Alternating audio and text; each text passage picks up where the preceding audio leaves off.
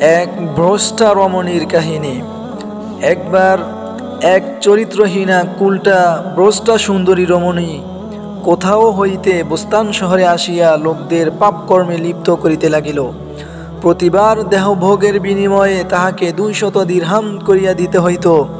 তাহার রূপ ও সৌন্দর্য এতই মোহনীয় ও আকর্ষণীয় ছিল যে এই বিরাট অঙ্ক ব্যয় করিতে বিত্তশালী গ্রাহকরা মোটেই কুণ্ঠাবোধ করিত না। 1 মাস কাল শহরের বুকে তাহার এই হারাম ব্যবসা চলিতে থাকার কুফল এই দাঁড়াইল যে অনেক সমৃদ্ধশালী পরিবার সর্বশান্ত এবং অনেক লোক চারিত্রিক দিক হইতে ধ্বংস হইয়া চলিল। এই অবস্থায় সমাজের শুভাকাঙ্ক্ষী চিন্তাশীল লোকেরা তৎকালের মশহুর ওলি আল্লাহ হযরত বাইজিদ বুস্তামি রাহিমাহুল্লাহ তাআলা এর নিকট হাজির হইয়া এই বিষয়ে তাহাকে বিস্তারিতভাবে জানাইল। লোকেরা তাহার নিকট আরজ করিল, হুজুর, দয়া করিয়া শহরের বুক হইতে এই পাপ নিবারণের কোনো সুরাহা করুন, নতুবা অল্পকালের মধ্যেই শহর ধ্বংস হইয়া যাইবে। লোকদের মুখে এই ঘটনা শুনিবার পর একদা মাগরিবের নামাজান্তে হযরত বাইজিদ বুস্তামি রাহিমাহুল্লাহ তাআলা 200 দিরহাম সঙ্গে লইয়া ওই রমণীর বাড়ির দিকে রওনা হইলেন এবং তাহার ঘরের দরজার সামনে পৌঁছিয়া সেখানেই বসিয়া রহিলেন।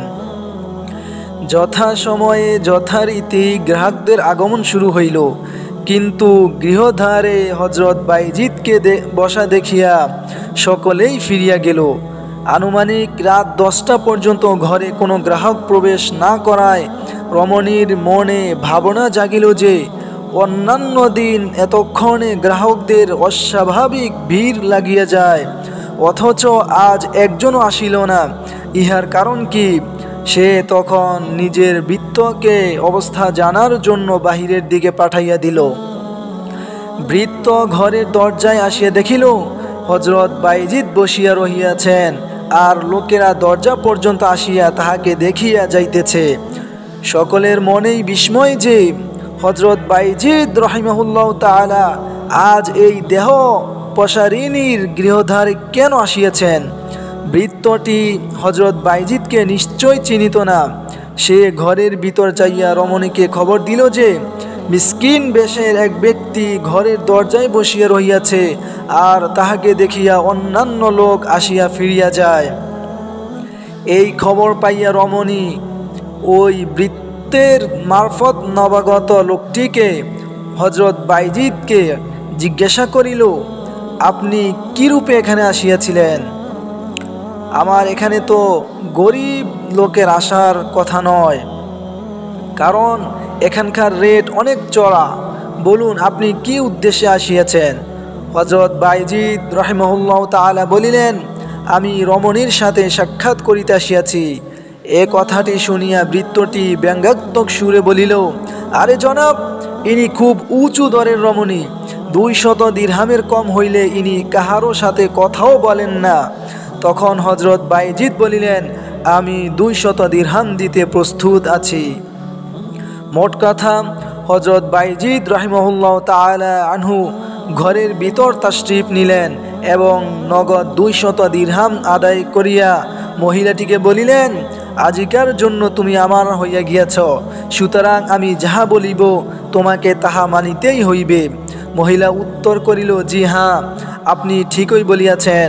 তখন তিনি বলিলেন, প্রথমে তুমি তোমার পরিধানের এই সমস্ত রেশমি পোশাক বদলাইয়া সাদা পোশাক পরো, তারপর অজু করিয়া একখানি জায়নামাজ সহ আমার নিকট চলিয়া আসো।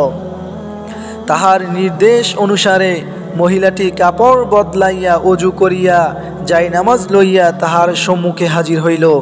তিনি হুকুম করিলেন, জায়নামাজে কিবলামুখী হইয়া দাঁড়াও। সে হুকুম তামিল করিল। তাহাকে কিবলামুখী অবস্থায় জায়নামাজে দাঁড় করাইয়া হযরত বাইজিদ রাহিমাহুল্লাহ তাআলা আনহু অত্যন্ত কাকুতি মিনতির সহিত আল্লাহর দরবারে এই বলিয়া মোনাজাত করিতে লাগিলেন, ইয়া আল্লাহ, তুমি সর্বজ্ঞ, সব কিছুই তুমি দেখো। আমার সাধ্য যতটুকু ছিল তাহা আমি করিয়াছি। ভেবিচারের ঘৃণ্য পর্যায় হইতে টানিয়া আমি তাহাকে নামাজির বেশে যাই নামাজে দাঁড় করাইয়া দিয়াছি। আমার দায়িত্ব আমি পালন করিয়াছি, বাকি আছে শুধু তাহার মনের গতি ফিরাইয়া দেওয়া। ইহা তোমারই করণীয়, কাজেই এবার তুমি তোমার দায়িত্ব পুরা করো। রমণীটি দেখিল রেন্ডির ঘরে বসিয়াও এই লোকটি খোদাকে ভুলেন নাই, বরং তাহার হেদায়েতের জন্য আল্লাহর দরবারে করুণ ফরিয়াদ জানাইতেছেন।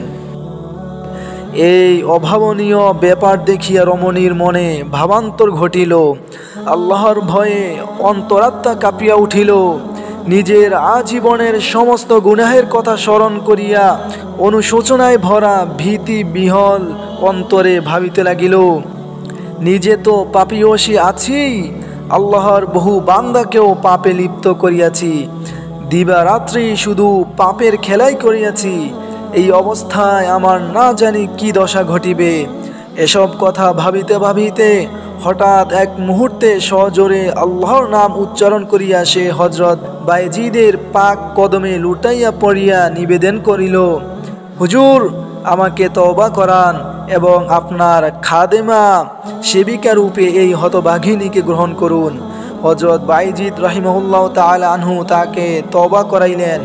সে ওই মুহূর্ত হইতেই যাবতীয় গুনাহের কাজ ছাড়িয়া দিল এবং শেষ পর্যন্ত ওই জমানার ইবাদত গুজার ও সাধ্বী মহিলা হিসেবে অতুলনীয় মর্যাদার অধিকারী হইল।